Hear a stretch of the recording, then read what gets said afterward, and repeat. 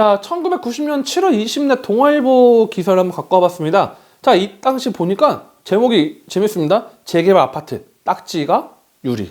자, 아까 이제 여러분의 딱지가 뭔지 정확하게 알았습니다. 그 딱지가 유리해서 소유주 조합원 여부 확인을 해서 명의 변경을 한 번은 해줄 수 있다. 즉, 한 번은 다른 사람 명의로 바뀔 수 있다는 게 바로 이 내용인데, 여러분들 이 옛날 뭐 기준이기 때문에 이거에 대해서 머릿속에 뭐 한번 변경 이렇게 하시면 안 됩니다. 다만 이제 우리가 과거에는 어떤 사례가 있었는지 좀 알아보는 단계인데요.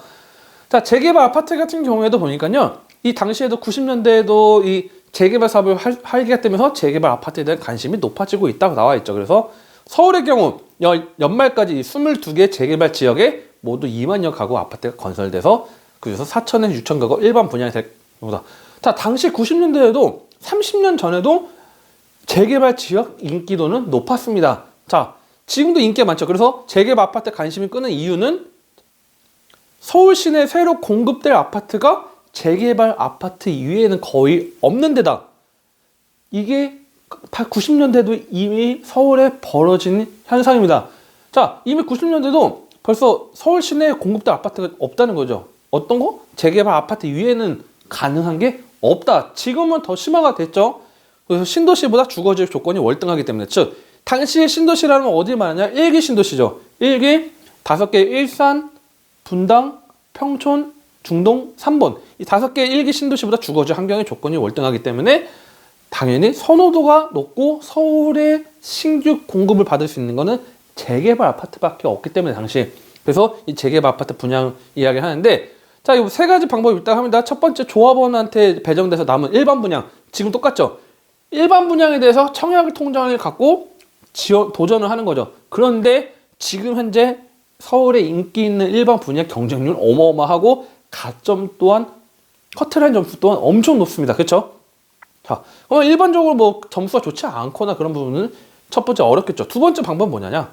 조합원 지분을 사는 방법이죠. 지금도 조합원 권리를 사가지고 조합원 자격으로 들어가는 방법이 있죠. 자, 그게 조합원 자격을 사는 거고, 세 번째는 세입자의 입주권 딱지를 사는 방법인데, 자, 세입자의 입주권 딱지를 사는 방법은 지금 뭐 이거 없습니다. 뭐 세입자가 입주권 나오고 뭐 그런 요소가 없기 때문에 세입자 입주권 딱지, 서울에서는 세입자 입주권 딱지 자체가 뭐 없다고 보면 될 것 같고, 이때도 당시에도 일반 분양분의 경우 공급 물량이 적어서 경쟁률이 치열하기 때문에 당첨될 가능성은 신도시 지역의 아파트보다도 어려울 전망이다.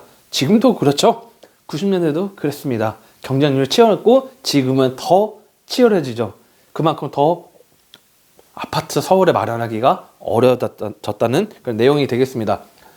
자, 그래서 뭐 이런저런 또 내용이 있고요. 그 다음에 대신 이 조합원 지분 세입자 입주권 딱지를 사는 방법이, 자, 오랜 시일, 한 5년, 6년 이상의 결과물이 기대가 되지만 시세보다 싸게 들어갈 수 있다. 그런 내용이 핵심이었습니다. 그래서 이거 보시면 될 것 같고요. 자, 그래서 뭐 아까 말씀드렸죠. 뭐 세입자 입주권 뭐 방 2개에서 3개가 아파트 한 채가 이루어진다 말씀드렸는데 똑같습니다. 그래서 자, 세입자 입주권이 2장 또는 3장을 샀어요. 그러면 그게 바로 아파트 한 채 입주권이 확보되는 거죠. 지금 재밌죠? 그래서 입주권을 사는 건데, 중요한 거는 이 딱지 같은 경우가 지금도 뭐 불법 전매에 대해서 처벌 강화시킨다 했지만, 자, 딱지 소유자가 진짜 조합원이고 뭐 아파트 입주권이 보장돼 있으면 뭐 조합원 기록부에 뭐 확인을 해야 된다. 조합 사무실 확인을 해야 되는데, 마지막에 저는 좀 지금도 여러분들한테 되게 중요한 내용이라고 생각합니다. 어떤 내용이냐면, 재개발 지구 지정만 됐을 뿐 이 조합 결성도 철거도 안 된 확정된 지역에서, 확정되지도 않은 지역에서 무허가 건물 대해서 입주권처럼 거래를 할 수 있는, 물딱지라고 하는 거죠. 좀 입주권이 안 나오지만 가능할 수도 있기 때문에 이거에 대해서 뭐 괜찮다 하시는 분들이 지금도 문의가 꽤 옵니다. 의외로 서울의 일부 지역들 물딱지라고 불리는 이런 무허가 주택에 대한 그런 권리가, 나중에 권리가 인정받을 수 있다고 해서 좀 현혹되는 이유가 있는데, 이거 상당히 지금도 조심해야 될 내용이라고 좀 한번 해서, 90년대에도 아파트 재개발 아파트 말고 공급량이 워낙 없다 보니까 그만큼 경쟁이 치열했다, 이렇게 보시면 될 것 같습니다.